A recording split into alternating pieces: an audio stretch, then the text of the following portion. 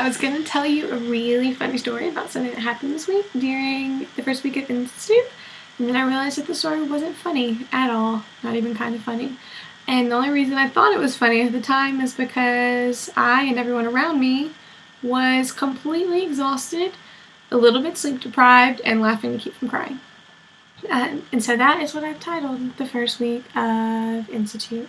Laugh to keep from crying. Except there may have been one point at the dinner table, full disclosure, where I made eye contact with someone I hardly knew and started crying. The biggest change has been the alarm time. It's pushed way back to 5 a.m. So I'm up before the sun. Hey, how's it going? So it's June 12th, Friday. The first week of Houston Institute has finally ended. It was a long week, I'm not going to lie. I think it was one of the busiest week of my life. Embracing black coffee. Yes, I've reached new coffee highs this week. You know, I'm hitting 8 cups a day, which yeah, that's bringing all sorts of excitement to the day. So I want to give a big shout out to coffee. So this was our first week is coming to an end, and it has not been super easy, which, they told us. So all I really knew about Institute was that I was going to learn a lot and that I was going to teach. Other than that, I had no idea what I was going to do. But that was the fun part, not knowing. It made me anxious, nervous, but at the same time, I was excited.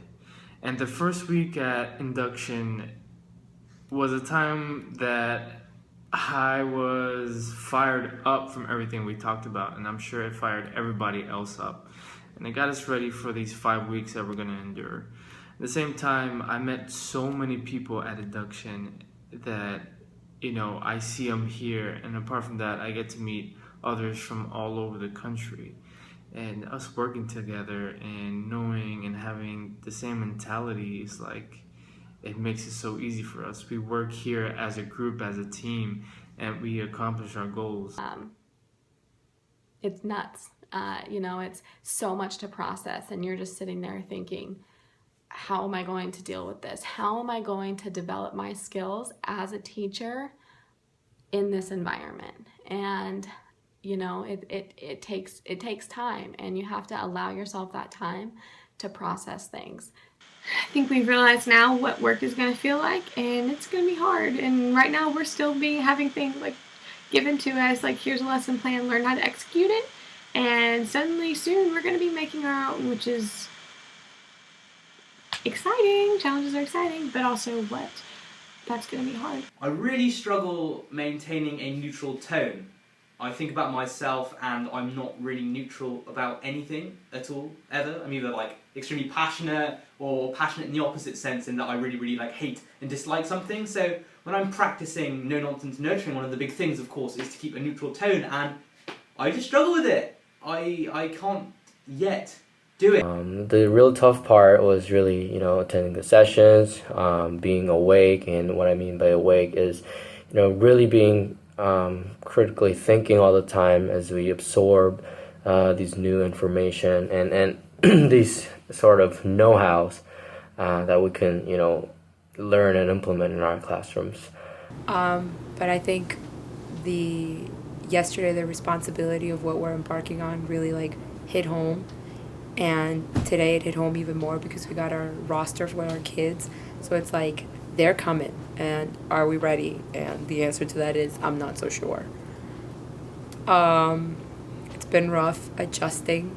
It's been humbling, but I think it's gonna be a good experience. I'm excited for the next 4 weeks.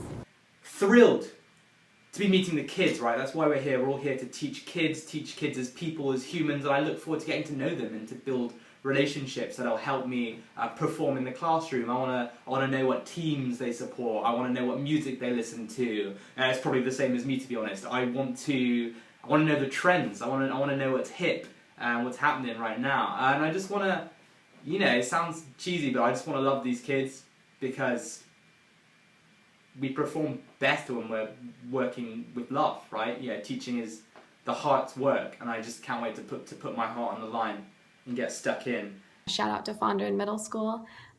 fantastic staff. They really help, and they really push you in the right direction. So that's been amazing.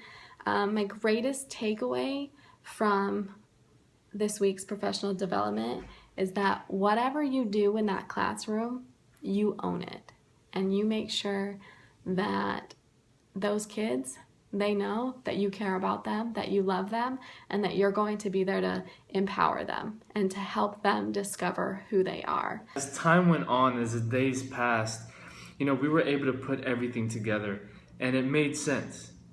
And it's making more sense now. And I know as soon as we reach the classroom and actually teach and use the lesson plans and all the management, it's just, we're going to make such a great impact. And once I met my kids, everything made a lot more sense.